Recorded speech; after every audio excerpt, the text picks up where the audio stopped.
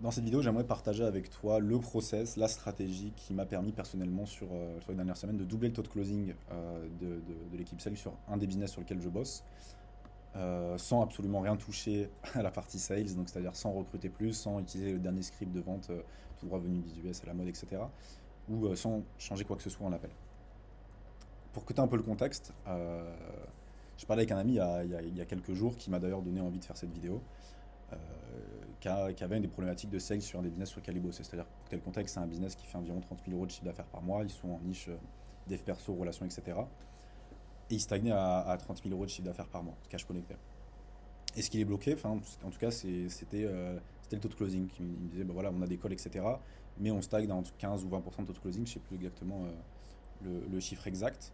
Mais du coup, il partait du principe que si jamais il ne pouvaient pas avoir de croissance et ils ne pouvaient pas scaler, c'est parce que ces closers étaient trop mauvais. Et quand on a regardé un petit peu le process ensemble, tout ce qui se passait du moment où le prospect réserve le rendez-vous, le setting, le closing, etc., on a mis le doigt sur quelque chose qui, pour être très honnête, je ne faisais pas non plus avant sur les business sur lesquels je bosse, et qui lui a permis de grandement améliorer ce taux de closing. Et personnellement, parce que du coup, j'ai pas ces chiffres exacts, mais personnellement, m'a permis de doubler d'une semaine à l'autre le taux de closing, améliorer le show-up, le cash par call, l'encaissé par appel, etc.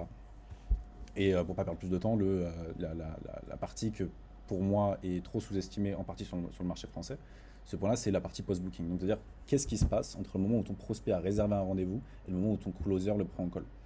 Alors, évidemment, peut-être que tu fais déjà des mails de rappel, peut-être que tu envoies une VSL post-book, peut-être que tu fais même des ads de retargeting pour tes calls, etc. Mais pour moi, si jamais tu fais du setting Instagram, en particulier pour ceux qui font du setting Instagram, euh, ce qui va largement améliorer l'engagement de tes prospects, ça va être le setting post-booking. C'est-à-dire que peut-être aujourd'hui, tes sales te disent voilà, on a les prospects, tu as un taux de closing qui est bas et tes sales te renvoient la faute sur le marketing en disant que tu as des leads pas qualifiés, etc. Mais je doute que tu sois mauvais en marketing. Donc peut-être que le problème, c'est pas que tes prospects soient pas assez qualifiés, mais qu'ils soient pas assez engagés avant l'appel. Et pour moi, le setting post-booking, c'est the one thing si tu veux améliorer ça, surtout si tu es en social funnel.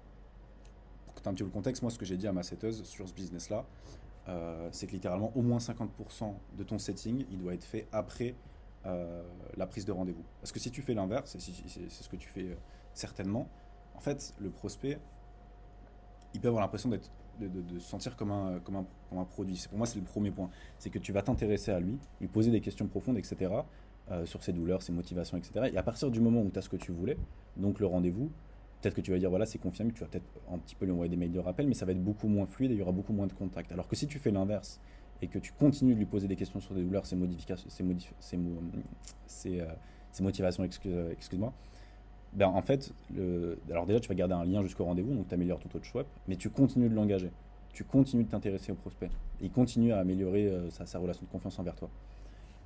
Ce que je vois qui a vraiment amélioré personnellement mon taux de closing. Et ça va te servir également à d'autres choses, c'est qu'en fonction de ton prospect, quand il a rempli le questionnaire, tu vas pouvoir lui envoyer des témoignages ou des assets, donc des vidéos YouTube qui apportent de la valeur en fonction de sa problématique. Parce que plus tu avances dans la discussion, plus tu vas pouvoir voir ce qu'il bloque, plus tu vas pouvoir voir sa situation désirée en douleur, enfin en profondeur, etc.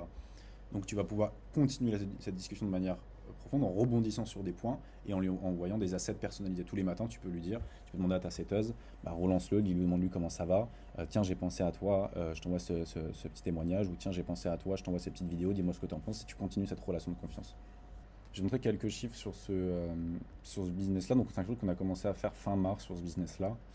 Donc tu vois, par la dernière semaine. Donc là, c'est filtré par la dernière semaine de mars. Donc entre le 23 mars et le 31 mars, on avait fait grosso modo, donc on avait fait 3 closes, 3 pistes, c'était 1500.